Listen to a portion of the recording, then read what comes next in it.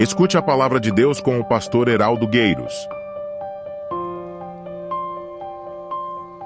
Seja Deus, e eu quero convidar você a abrir a sua Bíblia no livro de 1 Timóteo, capítulo 4, verso 14. 1 Timóteo, capítulo 4, verso 14. Por que você está aqui nessa manhã?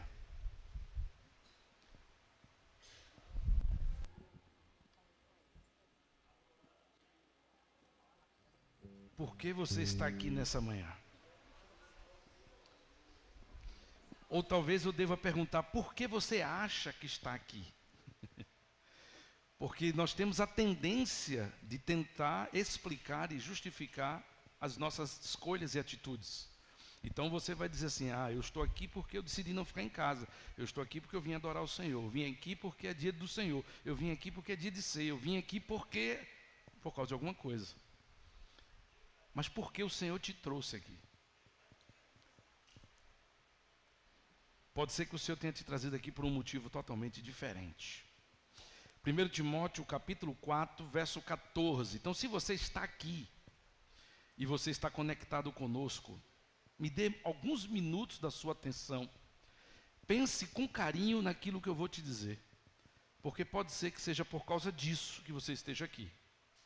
Eu tenho plena consciência que o público da manhã é diferente do público da noite. E eu escolhi falar sobre isso pela manhã e não à noite. E eu vou lhe dizer por que eu escolhi falar esse tema de manhã e não à noite. Porque o público da noite é um público mais rotativo.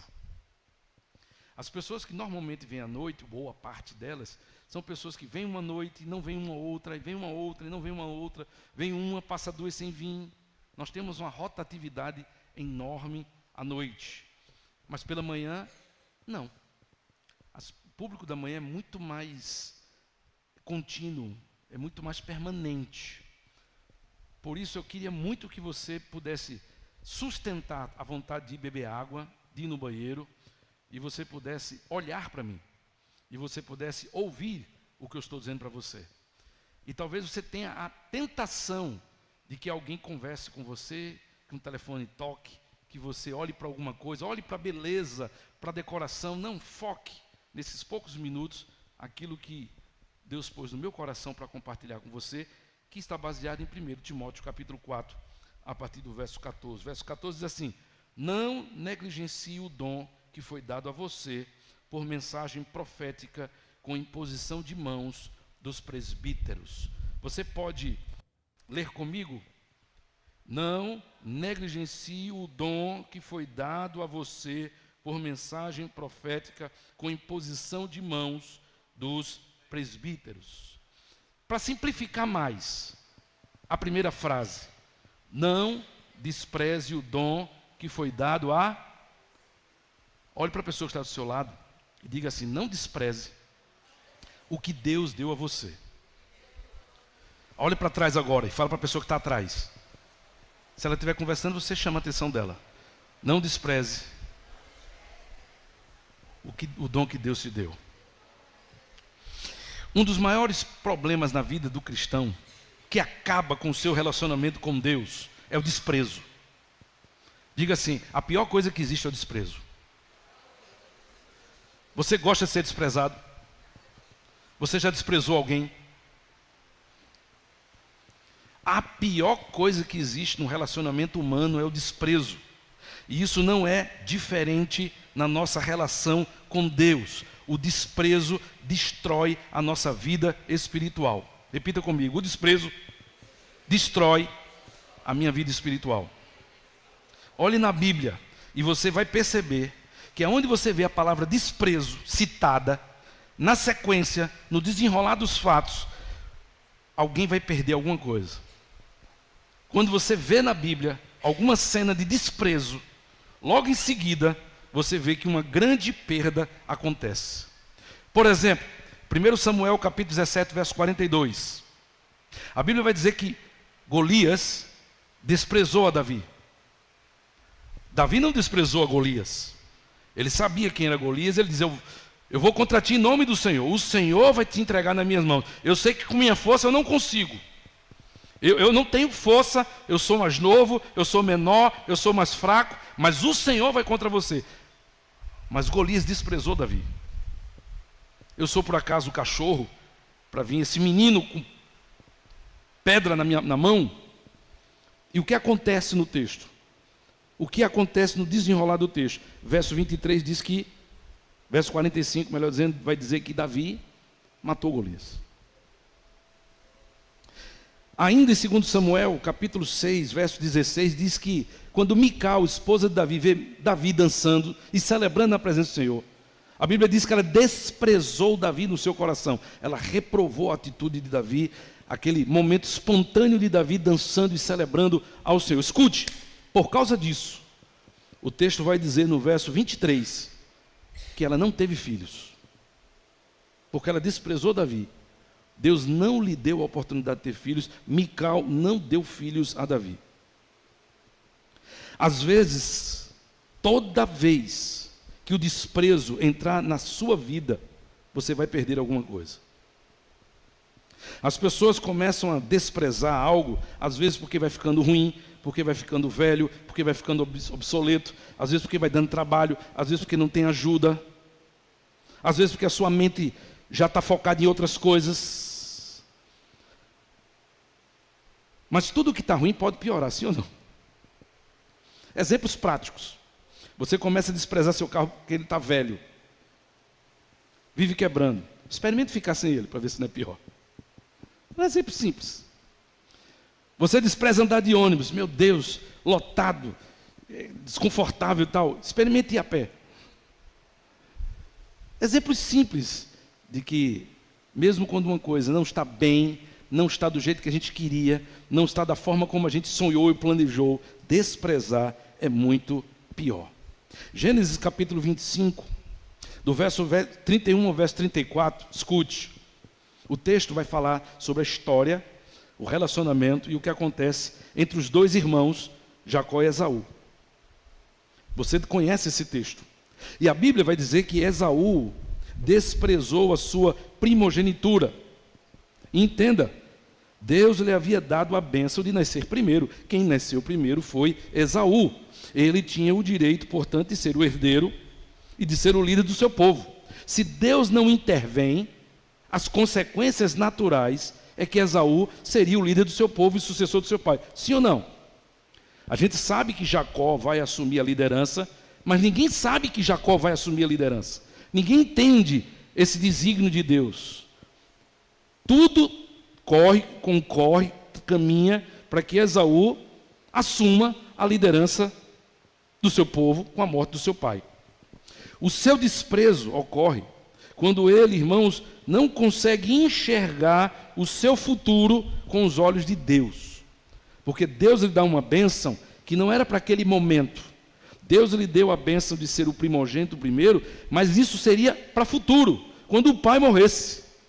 Mas o que acontece é que ele recebe a bênção do Senhor e ele não consegue enxergar a bênção de ser o primogênito, a bênção de ter sido escolhido por Deus a longo prazo, no futuro. Ele não consegue enxergar isso com os olhos de Deus. Então ele despreza o seu chamado, ele despreza a sua primogenitura, ele despreza o projeto de Deus futuro para a sua vida, para satisfazer o quê? A sua necessidade presente, a sua necessidade imediata.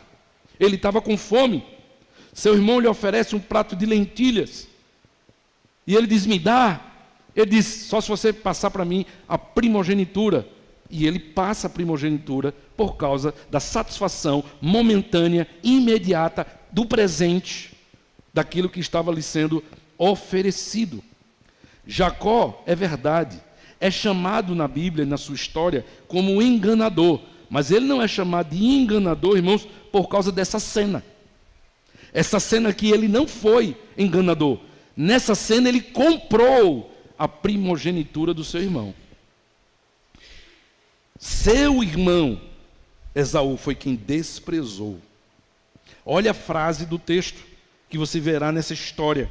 Quando Jacó oferece a Esaú as lentilhas, Jacó lhe responde, de que me serve isso agora? De que me serve a primogenitura hoje? Estou com fome. ser primogênito não está valendo de nada. Eu quero o prato de lentilhas. Aprenda, porque eu tenho para mim que você veio nessa manhã por causa disso, para ouvir isso.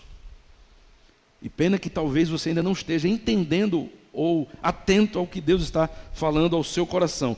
Você nunca vai valorizar algo que Deus lhe dá, olhando apenas para o presente.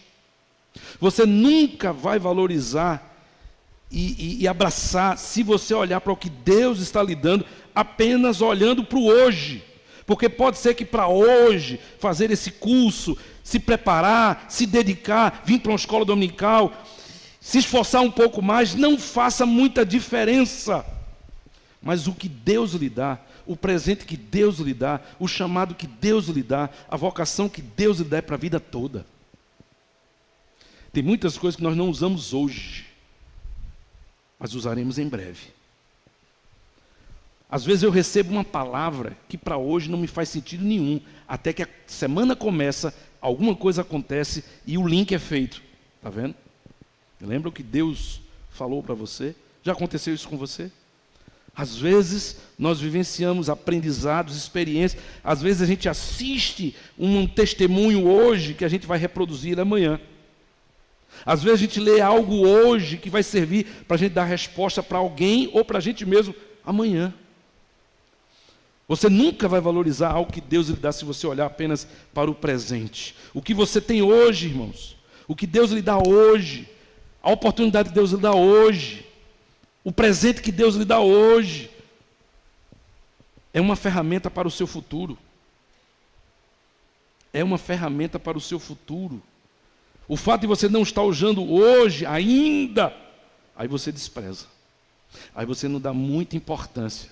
Aí você diz, depois, para a semana, mês que vem, quando terminar isso, quando passar aquilo, é porque essa fase está difícil. E as fases nunca acabam.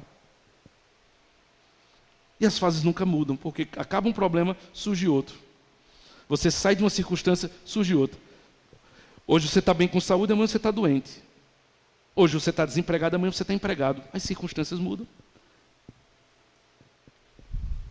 Você, quando despreza o que Deus lhe dá, quando você despreza o seu ministério, o seu chamado, você está destruindo o seu futuro.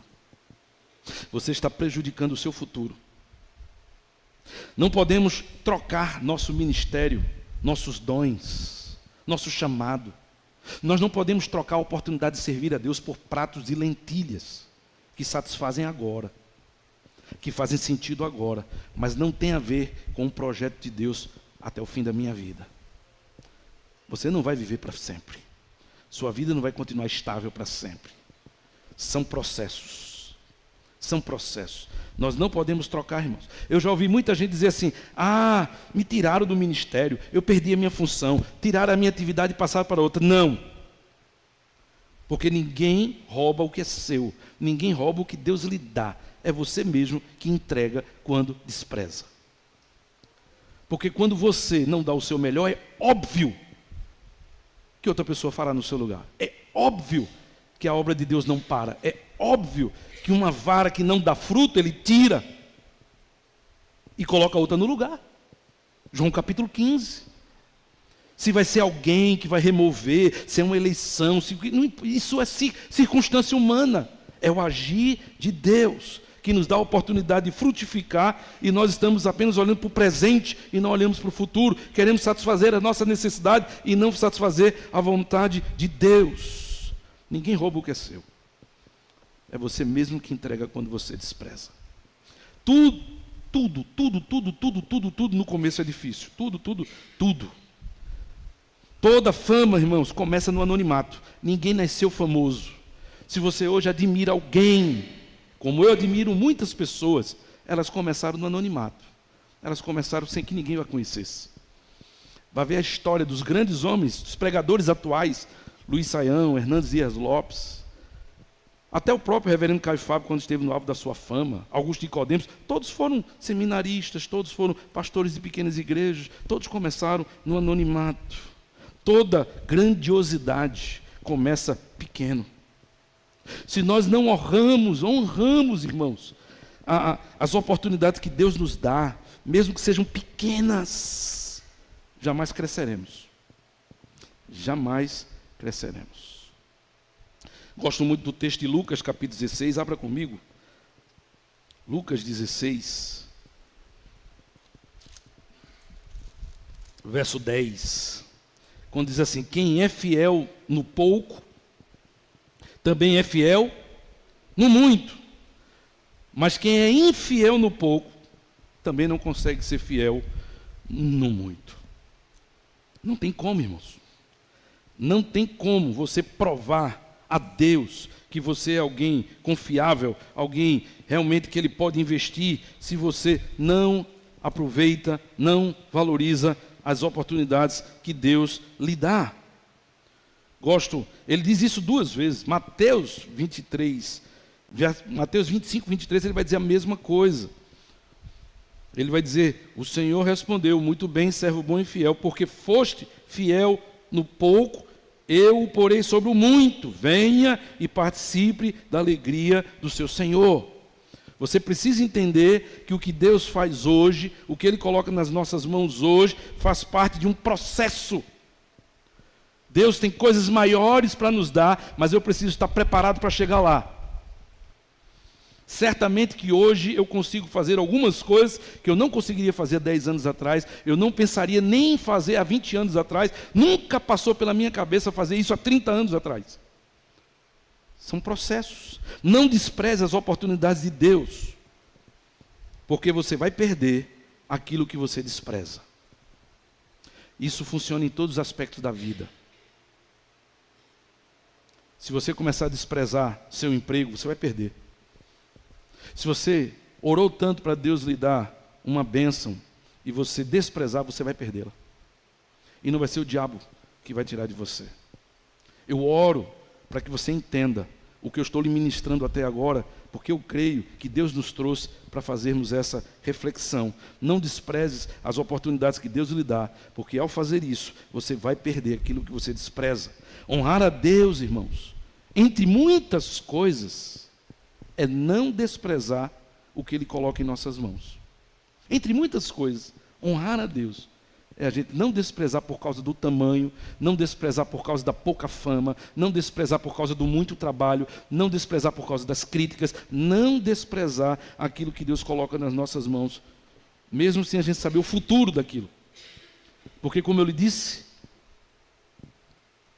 Esaú desprezou a sua primogenitura. Está claro na sua resposta. Com fome, de que me serve isso hoje? Melhor comer o prato de lentilhas. Quem não consegue olhar com os olhos de Deus o que Deus lhe dá para o seu futuro, vai perder. Você não sabe o que Deus quer com a sua vida. E é impressionante, não importa quanto tempo você já tenha de vida cristã. Eu me converti na minha juventude. Já passei por algumas igrejas, já passei por N ministérios, já passei por várias experiências de vida. Ainda hoje eu não sei o que Deus quer para o meu futuro. Porque onde eu estou, eu não imaginava que estaria. Andar com Deus é sempre uma experiência nova, é uma novidade de vida. Você não viverá uma vida cristã já sabendo, até o último dia da sua vida, o que Deus quer com você. Você sabe que Deus tem algo com você até o último dia da sua vida, só não sabe o que é. É uma surpresa, é uma novidade de vida. Hoje eu estou aqui, amanhã, Deus sabe. Mas Ele tem um projeto para a minha vida. Portanto, Ele sabe o porquê de todas as coisas. Ele sabe porque eu estou passando pelo que eu estou passando. Ele sabe porque que Ele me deu o que Ele está me dando. Ele sabe. E eu preciso andar pela fé. Eu preciso usar pela fé. Eu preciso estar comprometido pela fé. Eu preciso estar disponível pela fé. E não duvidar de que o Senhor sabe. Ele sabe porque uma enfermidade virá. E Ele sabe por que a cura veio ou não veio. Ele sabe porque um emprego virá. Ele sabe por que um comércio mudará. Ele sabe porque uma crise virá. Ele sabe porque alguém cruzará o nosso caminho. Ele sabe de todas as coisas, porque nada escapa ao controle das suas mãos. Ninguém enfrenta um Golias e deixa de ser promovido depois. É difícil enfrentar um Golias. É difícil enfrentar uma batalha que você vê tão difícil, tão desgastante, tão impossível, que traz tantos medos. Mas ninguém que vence um Golias, irmãos, fica sem ser promovido depois. A alegria é essa, é que quando eu venço um Golias hoje, amanhã virá algo maior, porque ali, aquele nível eu já cheguei, aquela experiência eu já tive, aquilo ali já como com arroz e feijão, está feito. Deus vai me dar novas experiências, Deus vai me dar outro nível para viver na sua presença. Eu quero caminhar, irmãos, para o final, dizendo para você que você nunca vai encontrar alguém na Bíblia que já nasceu grande, que já nasceu pronto e deu certo. Nascer grande é uma anomalia, tá certo, doutor pediatra? O normal é nascer pequeno e ir crescendo. E eu gosto de pensar sempre em seminário, a gente aprende, uma das primeiras disciplinas, João, o primeiro Adão e o segundo Adão, aquela comparação entre Jesus e Adão. E é interessante que Adão nasceu pronto. E ele falhou. E Jesus nasceu pequeno. E precisou crescer. E por isso ele venceu. Porque nascer pequeno, irmãos, é se submeter ao processo de Deus. Começar pequeno é estar submisso ao processo de Deus. E por isso, Jesus nasceu pequeno e Deus lhe deu hoje um nome que está acima de todo nome. Nascer pequeno, crescer, pegar as oportunidades de servir a Deus e ir aprendendo, é o que nós chamamos de processos da vida. E os processos da vida preparam você para cumprir o seu chamado. Os processos da vida aperfeiçoam você. Os processos da vida confirmam no seu coração o seu ministério. Os processos da vida, quando vividos e vencidos, eles glorificam a Deus. Quem foge da luta não vai progredir. Quem despreza o que Deus lhe dá, vai perder. Aqueles soldados, qualquer um daqueles soldados, poderia ter enfrentado Golias, porque a vitória viria do Senhor. Todos eles desprezaram essa oportunidade. Todos eles perderam o seu nome no livro da fama. Davi encarou. Não queira estar pronto. Não queira ser pronto. Não queira começar grande. Não queira escolher o que Deus coloca na sua mão. Queira ser treinado. Queira aprender. Queira servir. Queira amadurecer. Não fuja das oportunidades que Deus lhe dá. Não abra mão das oportunidades que você tem de aprender, de crescer, de se envolver e de servir enquanto você está vivo. Que não precise vir uma outra pandemia para a gente sentir falta e saudade de vir à igreja de novo.